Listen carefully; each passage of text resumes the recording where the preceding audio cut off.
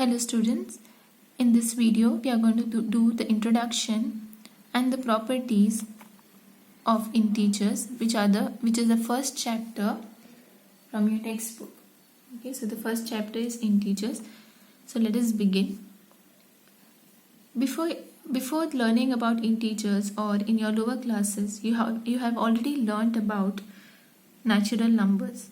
You know, natural numbers are also called counting numbers, and these are numbers 1, 2, 3, 4, 5 and so on.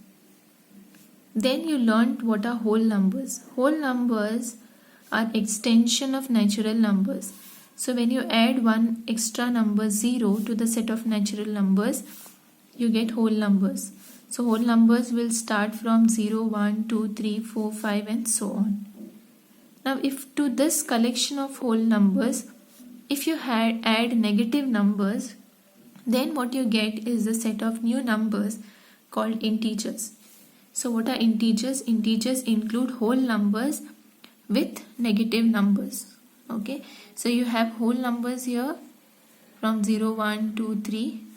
To this you are adding the negative numbers. Okay, so it will be minus 2, minus 1, minus 2, minus 3, minus 4, minus 5 and so on. So this set is called integers. So if you look at this, you have natural numbers here and whole numbers are bigger set or bigger collection than natural numbers because they include one extra number, that is 0. Then integers are bigger collection than whole numbers because they include natural numbers and whole numbers, and integers have negative numbers which are extra in their collection. Okay, so these are what are called integers. Now let us see some properties of integers. First we'll see properties of addition and subtraction of integers. In this, the first property is closure property. Closure property means if you take any two numbers and suppose you perform any operation, operations are addition, subtraction, multiplication or division. When you perform any of these operations on these two numbers, then the resulting number or the number that you get also should belong to the same set of numbers that you have taken. For example, if you have taken two whole numbers and when you add, suppose you add these two numbers, the number that you get after adding, if that number also belongs to whole numbers, then we say that the whole numbers are closed under the operation here is addition. So similarly, we'll see whether integers are closed under addition. So suppose we take integer minus 10 and 3. Now when I add, because we are seeing addition operation, I am adding these two integers. So minus 10 plus 3, I get minus 7, which is also an integer, correct? Therefore we see integers are closed under addition. Now we'll see whether integers are closed under subtraction. Here I have taken the integer 7 and the other integer is minus 5. When I subtract, the operation I have to take here is subtraction. So when I subtract 7 and minus 5, what I get is 7, minus and minus becomes plus. So 7 plus 5, which is equal to 12. Now 12 also belongs to set of integers, correct? Therefore integers are closed under subtraction.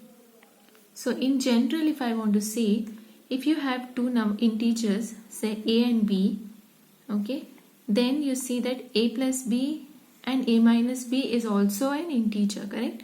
So we see that integers are closed under addition as well as subtraction. So this is the first property. Now let us go to the second property, which is commutative property. Commutative property says that if you take any two numbers, okay, so I take number a and then another number b, and suppose I add these two numbers, then a plus b I get. But instead of taking a first, if I take b first, okay, so if I take b plus a, then if a plus b answer that you get becomes equal to b plus a, then we say that the two numbers, or sorry, not numbers, here the operation we have to take. So then we say that addition is commutative for those two numbers or for the numbers that we have taken. So let us see with an example here. Suppose I take two integers 5 and minus 3. 5 plus minus 3 is 5 minus 3, which is equal to 2. Suppose instead of taking 5 plus, I take minus 3 first. So minus 3 plus 5. If you see, the numbers are same. Just I have reversed the order. Instead of taking 5 first, I have taken minus 3 first. So minus 3 plus 5 is equal to, this is 2. You see, you get the same answer here.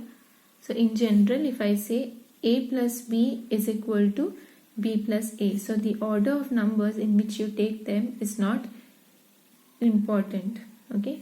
Then if this happens, then we say addition is commutative for integers.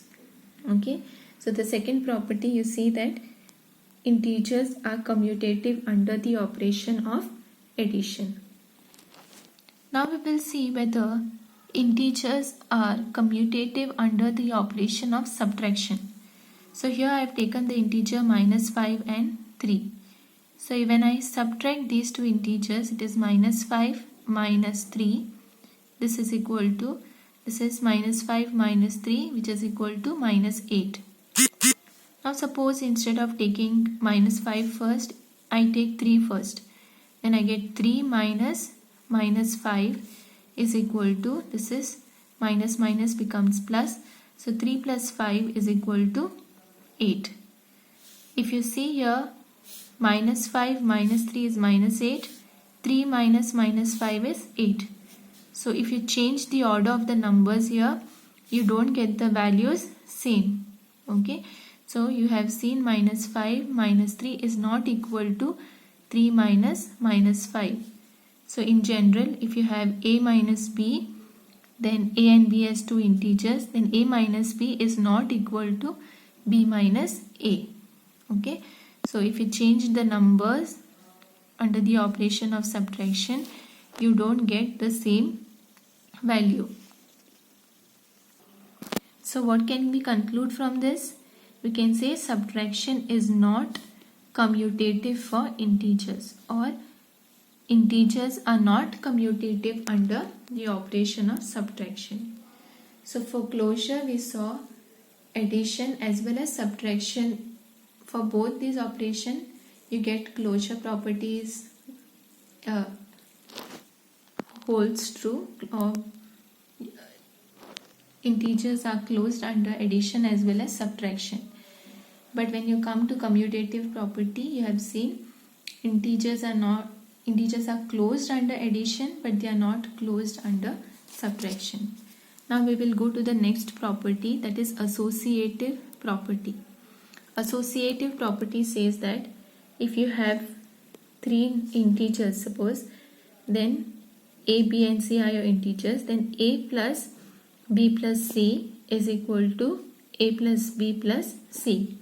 So here again, which two numbers you group together and add, okay, the order of addition, it does not make difference. That is what associativity says.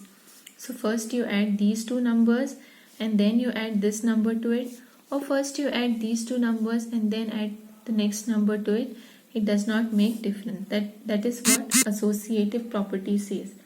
Now let us see if it holds true for integers. So here you have, say, integer a is minus 3, b is 2 and c is minus 5. Then you have a plus b plus c is a is minus 3 plus b is 2 and c is minus 5. Okay, so first I add these two. So here I am keeping minus 3 as it is. So minus 3 plus 2 plus into minus is minus. So 2 minus 5. Okay, so this is equal to minus 3. 2 minus 5 is minus 3. So minus 3 is minus 6. Now let us say we take first a plus b and then we add c to it. So what is a plus b? A plus b is minus 3 plus b is 2 plus c is minus 5. So minus 3 plus 2 is minus 1. So minus 1, this is minus 5 because plus into minus is minus. So minus 5 is equal to minus 6, correct? Minus 1 minus 5 is minus 6.